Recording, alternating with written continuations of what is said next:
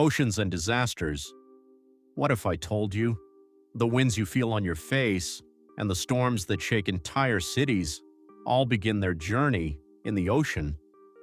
We often imagine oceans as still, endless blue, but in reality, oceans are always moving. These movements are called ocean currents, giant rivers of water flowing within the sea. Some currents are warm, carrying heat from the equator, while others are cold, bringing icy water from the poles. Together, they quietly control Earth's climate. Without them, weather patterns would collapse, and many regions would become unlivable.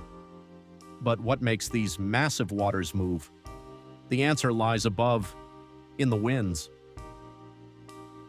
The sun heats the Earth unevenly, strongly at the equator and weakly at the poles. This creates pressure differences and air begins to move. These movements of air are called winds. Near the equator, steady winds called trade winds blow across the oceans. In the middle latitudes, westerlies move in the opposite direction, and near the poles, cold winds flow outward. But here's where it gets interesting. Because the Earth is rotating, these winds don't travel in straight lines. In the northern hemisphere, they curve to the right. In the southern hemisphere, they curve to the left. This bending of winds is what makes storms spin. Now imagine this. Warm ocean water heats the air above it. The air rises, creating a low-pressure zone. More air rushes in to fill the space and begins to spiral. As this system grows stronger, it forms a powerful storm. We call this a cyclone.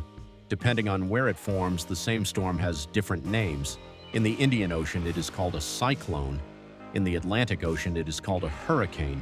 And in the Pacific Ocean, it is called a typhoon. Different names, but the same powerful force of nature. In India, cyclones usually form in the Bay of Bengal and the Arabian Sea. They bring heavy rainfall, strong winds, and can cause severe damage to coastal regions.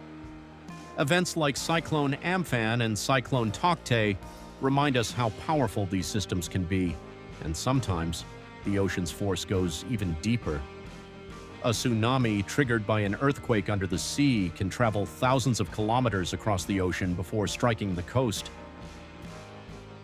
In 2004, a massive tsunami hit parts of India, causing widespread destruction along coastal regions.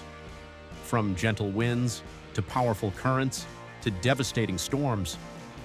The ocean is not just water.